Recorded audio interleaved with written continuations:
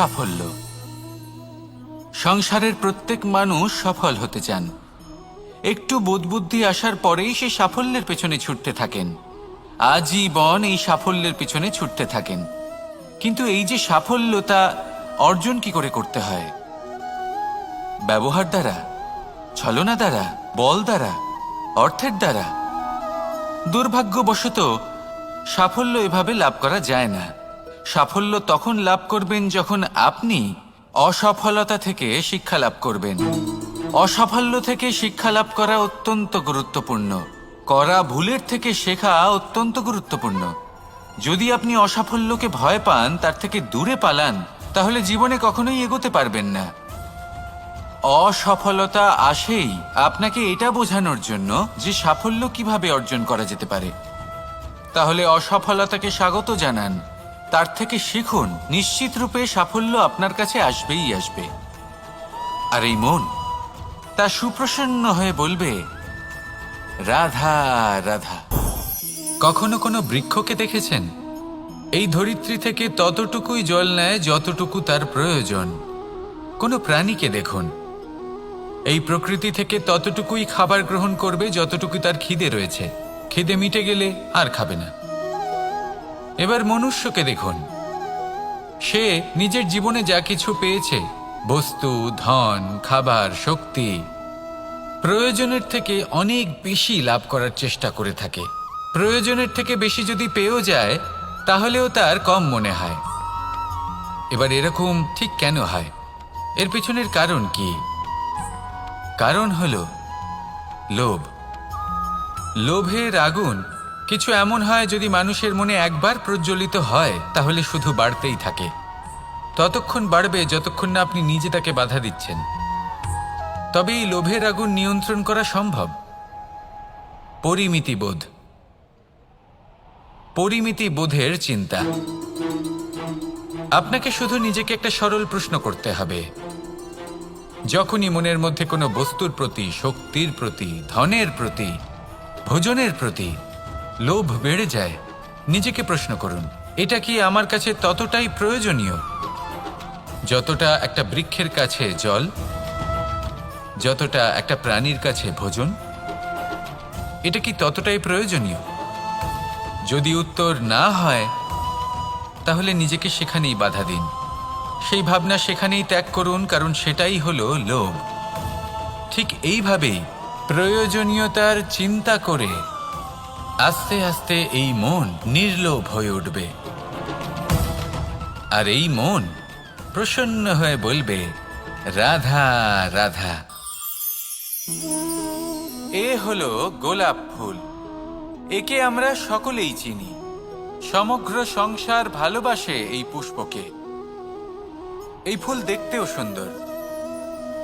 সবথেকে বেশি গুরুত্বপূর্ণ কথা হলো এর সুগন্ধ, যা দূর দূরান্ত থেকে ব্যক্তিদেরকে আকৃষ্ট করে। এই সুন্দর পুষ্প একটু মন দিয়ে দেখলেই দেখা যায় এর নিচে কাঁটা রয়েছে। এই সংসার বলে, এ প্রকৃতির কেমন রচনা, এত কোমল পুষ্প, এটা কি তীক্ষ্ণ কাঁটা সহ প্রস্ফুটিত হয়? এটাই হলো জীবনের সত্য। আমাদের অন্তরের সদ্গুণ, সেগুলিও এই ফুলের মতোই সুন্দর। সংসার এর সৌন্দর্য দেখতে পায়, এর সুগন্ধ চতুর্দিকে ছড়িয়ে পড়ে। কিন্তু এই সদ্গুণ জাগ্রত করে তোলার জন্য কঠোর পরিশ্রম করতে হয়, প্রতিনিয়ত চেষ্টা করে যেতে হয়। তাই জন্য যদি আপনি জানেন আপনার পথ উচিত, কিন্তু তা কাঁটায় পরিপূর্ণ, তাহলে থামবেন না, চলতে থাকুন। একবার যদি অন্তরের সদ্গুণ জাগ্রত হয়, তাহলে এই সংসার এই সৌন্দর্য দেখবে আর সুগন্ধে আকর্ষিত হয়ে আপনার কাছে আসবে। এই মন, এই জীবন প্রসন্ন হয়ে বলবে, রাধা রাধা। মানুষের এই জীবন, মানুষ জন্ম নেয়, একটা নির্দিষ্ট সময়ের পরে এই সংসার ত্যাগ করে চলেও যায়। এবার শুধু এটাই আবশ্যক নয় যে এই জীবনকালকে আপনি যাপন করবেন, শুধু এটাই গুরুত্বপূর্ণ নয়। আবশ্যক এবং গুরুত্বপূর্ণ হলো এটা যে এই জীবনকালে আপনি এমন কিছু করেন যাতে এই সংসারের মঙ্গল হয়। যাতে এই সংসার আপনাকে মনে রাখে, আপনার থেকে প্রেরিত হয়, আপনার মতো হতে চায়, প্রত্যেক বছর আপনার জন্মতিথির অপেক্ষা করে, এমনভাবে আপনার জন্মদিন পালন করে যাতে সেটা মহোৎসবের আকার ধারণ করে। এবার এই জন্মদিন এমনি এমনি মহোৎসবে পরিণত হয় না। তখন হয় না যখন কোনো ব্যক্তি রাজার রূপে বা কোনো গোয়ালার রূপে জন্মগ্রহণ করে। তখন পরিণত হয় যখন একজন মানুষ জন্মগ্রহণের পরে এই সংসারকে কোনো শিক্ষা দিয়ে যান, কিভাবে একজন মানুষ গোয়ালা থেকে রাজা হতে পারে, কিভাবে একজন মানুষ অসত্য থেকে সত্যের পথে চলতে শুরু করেন, অধর্ম থেকে ধর্মের পথে চালিত হতে পারেন, কিভাবে অন্ধকার থেকে প্রকাশের দিকে যেতে পারেন, কিভাবে নিজের আত্মাকে পরমাত্মার সাথে মিলিত করতে পারেন। তা সে রামনবমী হোক বা জন্মাষ্টমী হোক, তাদের জীবনের সাথে জড়িত প্রত্যেক মুহূর্ত একটা পরবের আকার ধারণ করে। তাহলে আপনিও এইভাবে নিজের জীবন যাপন করতে থাকুন। এই সংসারে শুধু ভালোবাসা বিতরণ করুন, কিছুটা এমনভাবে বিতরণ করুন যাতে আপনি এই সংসার থেকে চলে যাওয়ার পরেও এই সংসারে আপনি শুধুই ভালোবাসা বিতরণ করতে পারেন। যদি আপনি এরকম করেন, সংসারকে প্রেরণা দেন, তাহলে আপনার জীবনও রাধা কৃষ্ণের প্রেমের মতোই অলৌকিক এবং দৈব হয়ে উঠবে। আসুন আর আমার সাথে ভালোবেসে বলুন, রাধা রাধা। কথায় আছে সংসারে নাকি সকল রোগের ওষুধ আছে। যদি আপনি নিজের শরীরকে ভালোবাসেন তাহলে ব্যায়াম করুন, যদি নিজের নিঃশ্বাস প্রশ্বাসকে ভালোবাসেন তাহলে প্রাণায়াম করুন, যদি আপনি নিজের আত্মাকে ভালোবাসেন তাহলে ধ্যান করুন, কিন্তু যদি আপনি নিজের জীবনকে পরমাত্মাকে ভালোবাসেন তাহলে সকলকে ভালোবাসতে থাকুন।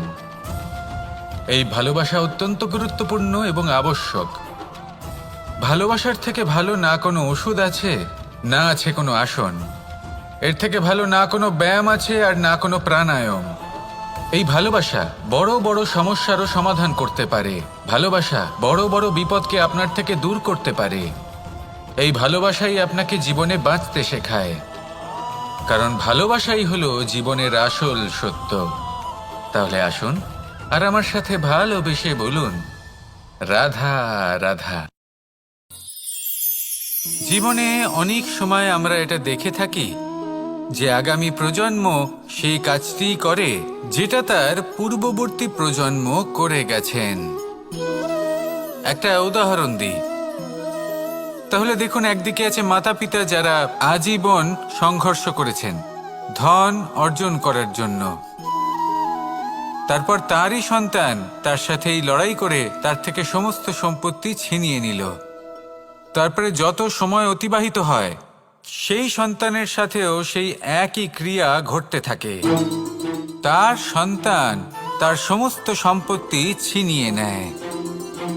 তাহলে এমন কি সঞ্চয় করবেন যা পরবর্তী প্রজন্মকে দিয়ে যেতে পারেন, সেই বিষয়ে ভাবুন। ভেবে দেখুন, এই যে ধন সঞ্চয় আপনি করছেন, এর আসলে লাভ কি?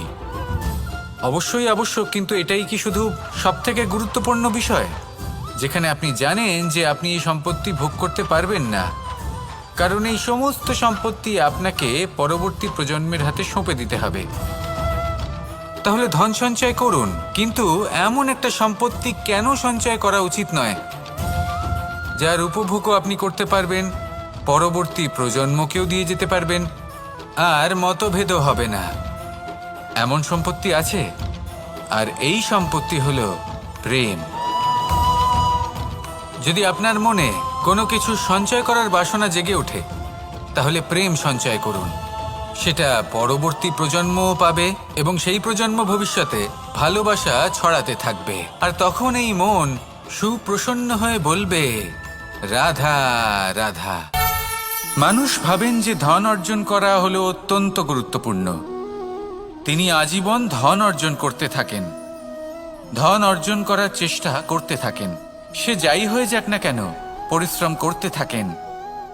স্বাস্থ্যের দিকে নজর দেন না, না উচিত সময় খাবার খান, না উচিত সময় ঘুমোতে যান, না পর্যাপ্ত সময় পর্যন্ত ঘুমন, কিছুই না।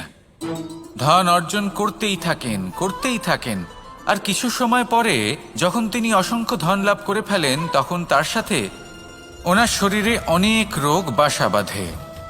এইসব রোগের উপচার করতে করতে সেই সমস্ত ধন যা উনি অর্জন করেছেন তা তিনি ব্যয় করে ফেলেন। শেষ পর্যন্ত কি হয়? আমরা যেভাবে এসেছি ঠিক সেইভাবেই ফিরে যাই, ধন এখানেই থেকে যায়। দেখুন, একটা অত্যন্ত গুরুত্বপূর্ণ কথা রয়েছে যে আপনার বোঝা উচিত। এই যে ধন, তার ব্যবহার করুন জীবনকে আরো ভালো করে তোলার জন্য। ধনের সদ্ব্যবহার করা উচিত, এমন যেন না হয় এই ধন আপনাকে ভোগ করে ফেলে। এই জীবনকে নিশ্চিত রূপে আরো শ্রেষ্ঠ করে তুলুন। কিন্তু এই ধন অর্জন করার এই প্রক্রিয়াতে নিজের সারা জীবনকে নষ্ট করে ফেলবেন না। এই জীবন উপভোগ করতে শিখুন আর আমার সাথে ভালোবেসে বলুন, রাধা রাধা।